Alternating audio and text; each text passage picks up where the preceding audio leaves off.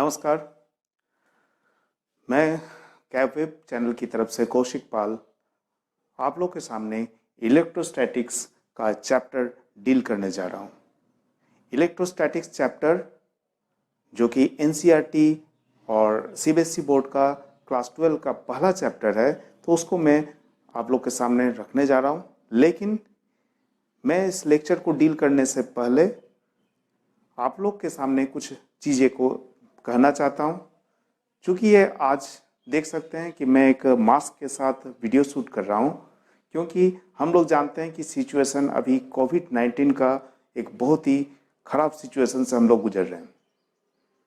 तो मैं सभी को, हर एक देशवासी को ये कहना चाहता हूँ कि आप जहाँ पर भी जाएं मास्क का व्यवहार करें। और मैं इसीलिए सिंबॉलिक के रूप में आज मैं वीडियो शूट करते वक्त मास्क का व्यवहार कर रहा हूँ। ओके, चलिए तो हम लोग स्टार्ट करते हैं। Electrostatics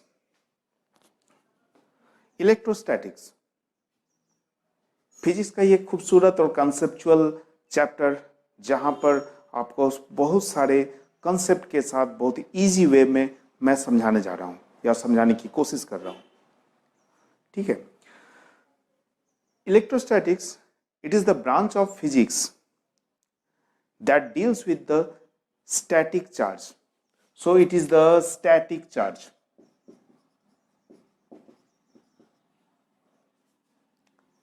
And another branch of physics, that is the electrodynamics, where charge is at dynamic position. That means charge is moving with constant speed or with acceleration. So ये दूसरी बात होगी कि इलेक्ट्रोडायनामिक्स को मैं डील करना चाहूँगा, लेकिन पहला मेरा डील होगा स्टैटिक चार्ज। आप देख सकते हैं मैं दोनों ही केस में, इलेक्ट्रोस्टैटिक और इलेक्ट्रोडायनामिक्स दोनों ही केस में मैं चार्ज को लेकर ही डील कर रहा हूँ। इसका मतलब है चार्ज आइदर आपका कभी स्टैटिक वे में रहेगा, रेस्ट पोजीशन में रहेगा, और ये दूसरी बात में हो सकता है कि चार्ज आपका डायनामिक यानी मोशन में होगा। तो इसका मतलब है कि आप हर कोई चार्ज के बारे में कम ज़्यादा जानते हैं। मैं फिर भी उसको थोड़ा सा रिवाइज्ड वे में कह सकते हैं या कुछ अलग कंसेप्ट जोड़कर मैं आप लोग के सामने प्रेजेंट करूँगा। Okay, so charge, electric charge, it can be divided into two parts. First one, when the charge is at rest, when charge is in motion.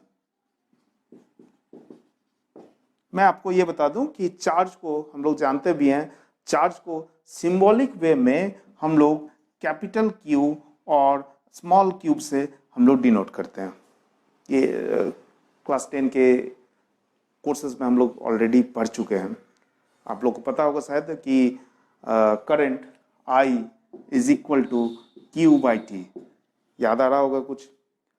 That is current is defined, electric current is defined the flow of charge, rate of the flow of charge. So that's why Q is defined. So I am writing here Q or Q. So when charge is at rest, so that situation is called the electrostatics. जहां पर हम लोग electric field और उसके साथ साथ उसके force, Gauss's law, ये सारे के बारे, इन चीजों के बारे में हम लोग डिस्कस करेंगे। और जब मोशन में रहेगा, मैंने कहा कि मोशन दो तरीके से उसको डिफाइन कर सकते हैं या होता भी है जी। एक होता है कि आपका कांस्टेंट स्पीड जिसमें आपका एक्सेलरेशन नहीं हो, यानी अगर आपका स्पीड अगर सपोज करिए कि 10 किलोमीटर पर आवर है, तो थ्रू आउट आपका 10 किलोमीटर पर आवर होगा। और यहाँ पर दूसरा में एक्सेलरेशन होगा, एक समय में एक्सेलरेशन आपको बढ़ते जाएगा। चलिए, मैं उतनी डीप नहीं जाना चाह रहा हूँ कि एक्सेलरेशन होता क्या है, नहीं होता है, वो आप लोग को अच्छी तरह से पता है।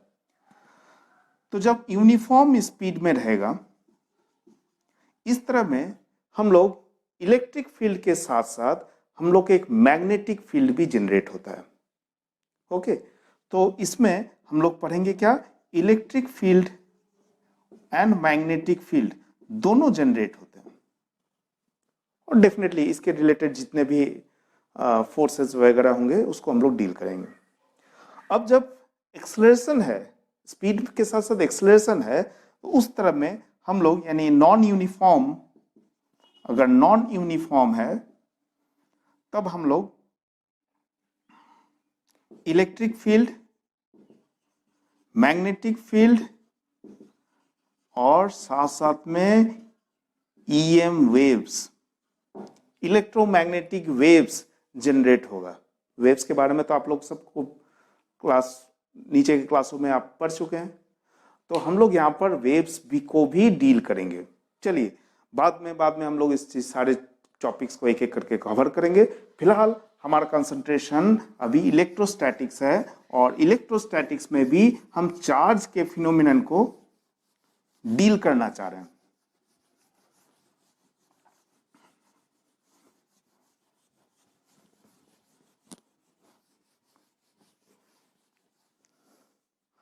ओके, सो चार्ज, ये चार्ज होता क्या है? इलेक्ट्रिक चार्ज एक कह सकते हैं कि एक इंट्रिंसिक प्रॉपर्टी है। इंट्रिंसिक,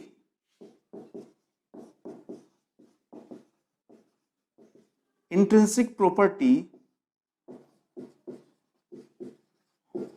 ऑफ सब्सटेंस, किसी भी सब्सटेंस का एक इंट्रिंसिक प्रॉपर्टी। इंट्रिंसिक का मतलब मैं समझा रहा हूं कि इंट्रिंसिक का मतलब होता है कि अगर कोई भी पार्टिकल है तो उसका कुछ फंडामेंटल फिनोमेना होता है या फंडामेंटल कैरेक्टरिस्टिक्स होता है जिसके आधार पर उसको हम लोग डिफाइन करते हैं। तो पहला है आपका, जैसे कह सकते हैं मास। कोई भी बॉडी लेते हैं तो उसको पहचानने का तरीका उसका मास क्या है, ये हम लोग कहते हैं। तो एक मास हो सकता है इंट्रिंसिक प्रॉपर्टी, दूसरा हो सकता है चार्ज। तो चार्ज भी आपका है एक इंट्रिंसिक प्रॉपर्टी है। इसका मतलब है, जैसे मैंने कहा कि हर एक बॉडी का कुछ ना कुछ मास हो सकता है, कम हो सकता है, ज्यादा हो सकता है, ठीक उसी तरह से चार्ज भी होना चाहिए। चार्ज भी सब बॉडी का है। अगर ऐसा है तो हमें चार्ज फील क्यों नहीं होता है? हर वक्त क्या चार्ज कोई भी सब्सटेंस में देखने को मिलता है? नहीं मिलता है। एक्चुअली क्या होता है कि हर एक बॉडी में, कोई भी बॉडी हो, हर एक बॉडी का चार्ज होता है, लेकिन वो न्यूट्रल कंडीशन में रहता है। यानी चार्ज जो है हम लोग का एक, जब तक उसको किसी तरह से एक्साइटेड ना किया जाए, किसी तरह से डिस्टर्ब नहीं किया जाए, तब तक चार्ज को फील नहीं किया जा सकता है। किसी का एक्साइटेशन बहुत जल्दी हो सकता है, किसी का एक्साइटेशन थोड़ा देर बाद हो सकता है, ठीक है, यानी डिस्टर्ब है यानी।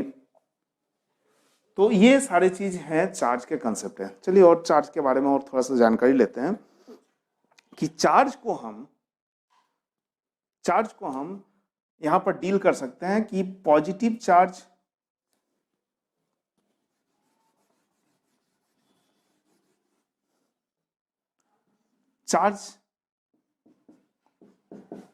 टाइप्स ऑफ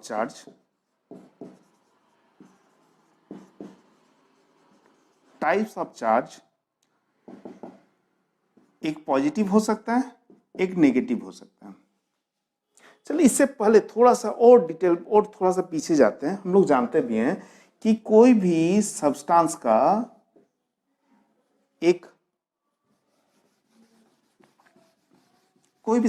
का एटम होता है। एटम्स हम लोग डिफाइन करते हैं, जिसमें हम लोग का फंडामेंटल जो पार्टिकल्स है, इलेक्ट्रॉन, प्रोटॉन और न्यूट्रॉन, ये सभी जानते हैं। इलेक्ट्रॉन, प्रोटॉन और न्यूट्रॉन। प्रोटॉन और न्यूट्रॉन ये इसके न्यूक्लियस में स्टैंड रहते हैं, ठीक है, और इलेक्ट्रॉन्स जो होते हैं वो आपके रिवॉल्व करते रहते हैं। इलेक्ट्रॉन और प्रोटॉन में सेम चार्जेस रहते हैं, लेकिन सिर्फ साइन का चेंज होता है। जैसे इसका होता है -1.6 इंटू 10⁻⁻19 कूलम। यहां पर एक बात बता दूं कि चार्ज का SI यूनिट होता है कूलम।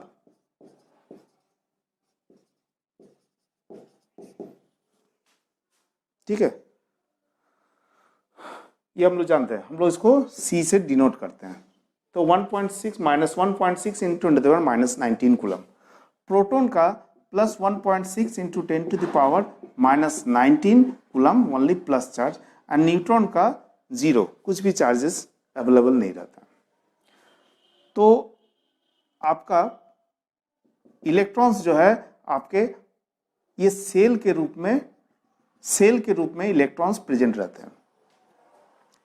ठीक है, अब देखते हैं कि इसको हम लोग अब किस तरह से पढ़ते हैं कि पॉजिटिव चार्ज और negative charge types of charge कर रहे हैं। इसको हम लोग बहुत इजी तरह, पॉजिटिव चार्ज है नेगेटिव, लेकिन इसको कैसे, किसको कहते हैं पॉजिटिव, क्या किस तरह से नेगेटिव आया, इसको डील करने से पहले जब भी कोई भी सब्सटेंस को आप थर्मली एक्साइटेड करते हैं या किसी तरह से टेम्परेचर एक्साइटेड करते हैं, टेम्परेचर को बढ़ाते हैं, तो वो सब्सटेंस को पहला अटैक उसके आउटर सेल ऑर्बिट में इलेक्ट्रॉन्स उसके ऊपर होता है।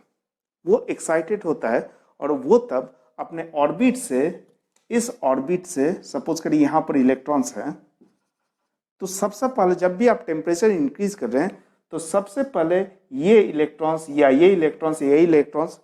जाने की कोशिश करते हैं आउटर सेल ऑर्बिट में जो आपके इलेक्ट्रॉन्स अवेलेबल होते हैं।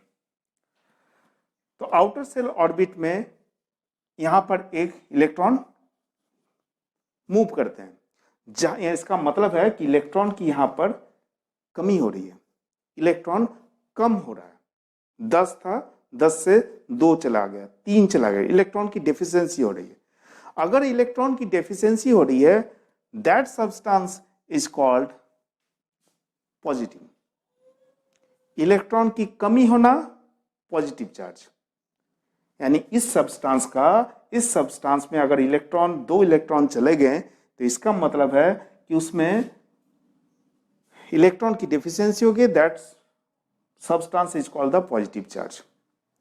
अगर कोई सब्सटेंस 2 इलेक्ट्रॉन्स इंटर करते हैं, 10 था पहले, अब 2 और आ गए हैं, यानी 12 हो गया, इलेक्ट्रॉन की संख्या बढ़ गई, तो इसका मतलब है number of electrons is arising, so that substance is called negative charge. यानी जैसा अगर कहें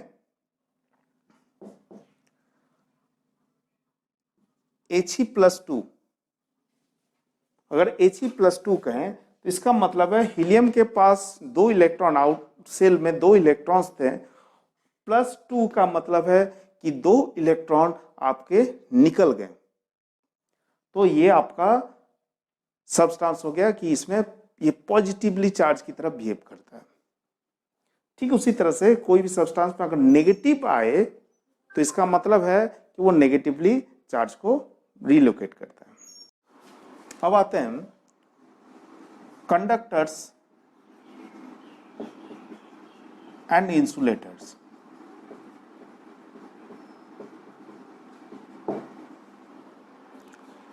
कंडक्टर्स एंड इंसुलेटर्स, हमें ये पता है कि कंडक्टर्स क्या था, जिसमें इलेक्ट्रिक करंट इजीली पास कर जाए, कंडक्टर्स है। इंसुलेटर्स क्या होते हैं कि जिसमें करंट जो है पास नहीं हो, उसको कहते हैं इंसुलेटर हो, इलेक्ट्रिक करंट पास ना हो। लेकिन ये सारे डेफिनेशन हमें पता है, तो ये कैसे होते हैं? एक कंडक्टर्स के केस में conductivity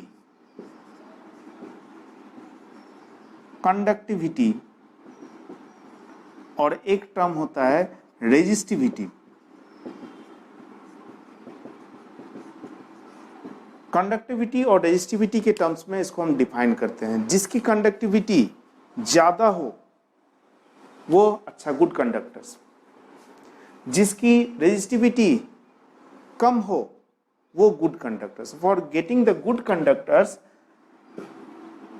that value is more in case of the conductors, and if the resistivity value is less, so it is the good conductors.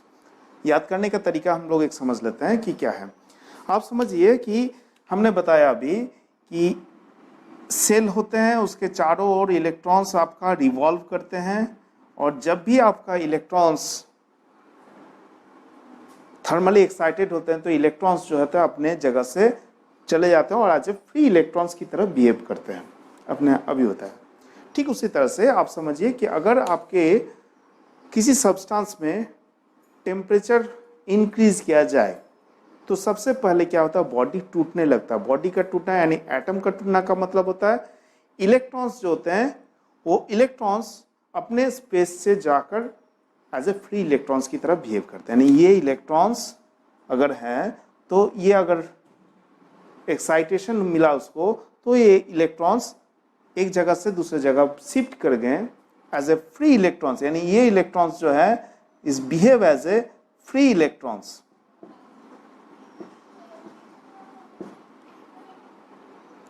तो गुड कंडक्टर्स का मतलब होता है कि इलेक्ट्रॉन्स की संख्या, यानी आप टेम्परेचर दे रहे हैं, so number of electrons your number of free electrons is more, getting more. हम लोग ज़्यादा से ज़्यादा पा रहे हैं. तो इस तरह की सिचुएशन को, इस तरह के फ्री इलेक्ट्रॉन्स को हम लोग कहते हैं यहाँ पर हम लोग जिसकी कंडक्टिविटी ज़्यादा हो, यानी ज़्यादा फ्री इलेक्ट्रॉन्स जिसमें बन रहे हो, so good conductors. Resistivity, resist करना का मतलब होता है रोकना. आप चाह रहे हैं good conductors, current easily pass कर जाए, तो अगर आपको कहीं पर बाधा दिया जाए, रेजिस्ट किया जाए, तो क्या होगा कि आप दिक्कत होगी, पहुंचने में तो दिक्कत होगी. जैसे आप किसी रोड में जा रहे हो और रोड में एक आपका बैरिकेड दिया हो, पुलिस ने बैरिकेड करके आपको दिया है. अगर वो बैरिकेड नहीं रहता है तो आप इजीली जाते हैं, आपके जो भी स्पीड रहता है 50-60 जो भी स्पीड पे आप चल रहे हैं 40 चले जाते हैं. जैसे ही आपको बैरिकेड कर दिया तो फॉर सेफ राइडिंग या फॉर सेफ्टी, फॉर कन्वीनियंस आपको स्पीड को कम करना होगा, यहाँ पर रजिस्ट करना होगा. और अगर आपके पास पासपोर्ट वगैरह नहीं है तो आपको पासपोर्ट ड्राइविंग लाइसेंस वगैरह नहीं है तो आपको प्रॉपर डॉक्यूमेंट्स, तो आपको वहाँ पर हो सकता है कि कुछ देर तक वेट करना पड़े, रजिस्ट करना पड़े. So that is called the resistivity. तो गुड कंडक्टर्स यानी करंट इजीली पास हो, सो इसकी वैल्यू क्या होनी चाहिए, लेस बैरिकेड.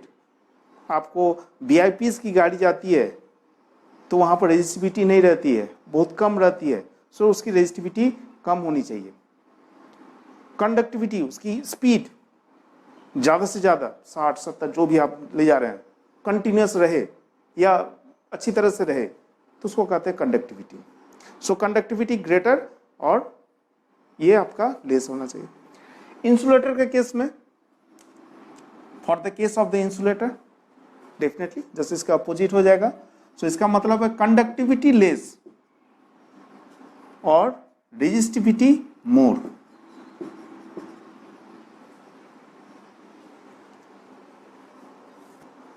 आप चाह रहे हैं कि किसी जगह पर जैसे इंसुलेटर, हम वहां से करंट को किसी तरह पास नहीं होने देंगे. कोई बदमाश जा रहा है, हम उसको रोकेंगे किसी तरह से, उसके रास्ता को उसको इजीली जाने नहीं देंगे, फ्रीली रोड से नहीं जाने देंगे या जाने ही नहीं देंगे. तो उसमें कंडक्टिविटी क्या होना चाहिए, लेस होनी चाहिए. इसका मतलब है कि आपको जो है उसमें इजीली ना हो, आपको इस तरह से व्यवस्था करना होगा. साथ साथ में आप उसकी रेजिस्टिविटी को, रास्ता में आप बैरिकेड दे दिए, आपने बहुत कुछ कर दिए, तो रेजिस्टिविटी क्या हुआ, रेजिस्टिविटी आपका मोर हो गया. तो इंसुलेटर क्या हुआ और समझ रहे हैं.